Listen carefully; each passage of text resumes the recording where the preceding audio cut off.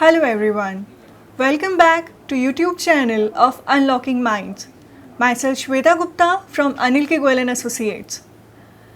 So, the topic of today is New Tax Regime, Section 115 BAC.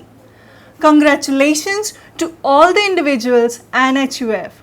Yeah, that's right, to all the individuals and HUF.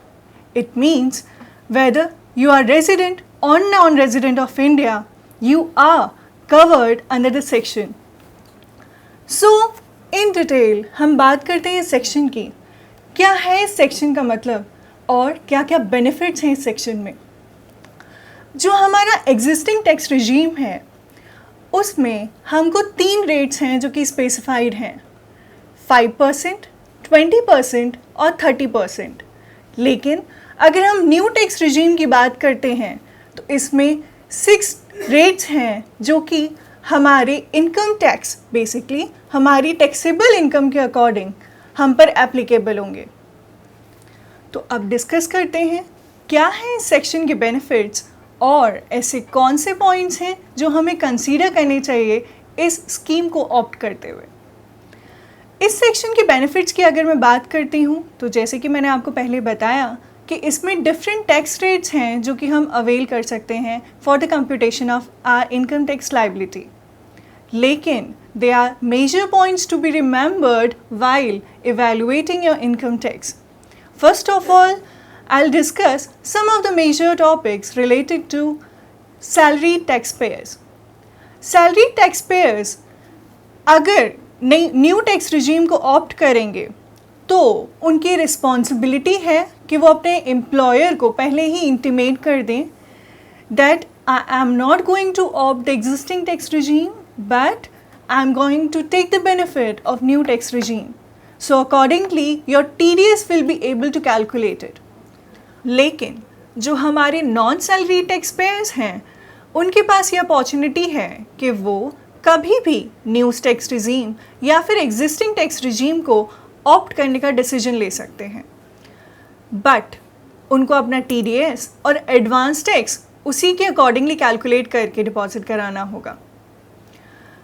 अगर मैं overall इस section की बात करूं तो around 70 deductions और एग्जेम्पशंस हैं जो कि हमारी इस न्यू टैक्स रिजीम से हटाई गई हैं.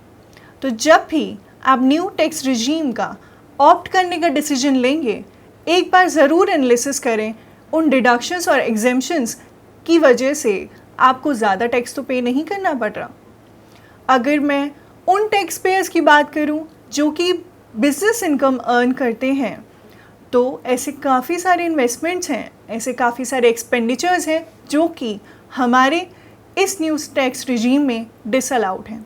सिमिलरली अगर मैं कुछ लॉसेस की बात करूं जैसे बिजनेस लॉस ब्रॉट फॉरवर्ड और सेट ऑफ नहीं हो सकता, डेप्रीसिएशन ब्रॉट फॉरवर्ड और सेट ऑफ नहीं हो सकता.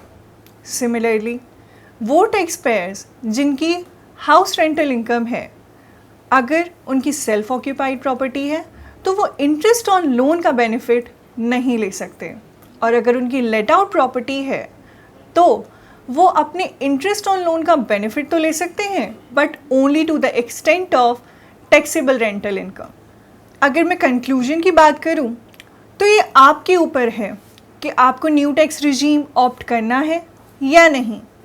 अगर मैं अपना एक्सपीरियंस शेयर करूं तो हमारे क्लाइंट हैं, इंडिविजुअल क्लाइंट हैं जो कि नॉन रेजिडेंट हैं, उनकी रेंटल इनकम है. तो जब मैं एडवांस टैक्स का उनका कैलकुलेशन कर रही थी तो मैंने ये रियलाइज़ किया कि न्यू टैक्स रिजीम से उनको 1.5 लाख का बेनिफिट हुआ. Yes, you are right, 1.5 lakh का. तो ये आपके ऊपर है, जब भी इस स्कीम को, इस रिजीम को अगर आपको ऑप्ट करना है तो एक डीप एनालिसिस करें, कंपेयर करें और फिर कैलकुलेट करें कि आपको किस रिजीम में ज़्यादा टैक्स बेनिफिट हो रहा है. सो अपने एक्सपीरियंसेस को, अपने एनालिसिस को ज़रूर शेयर करें हमारे कमेंट बॉक्स में. Till then, stay tuned and don't forget to be updated. Thank you.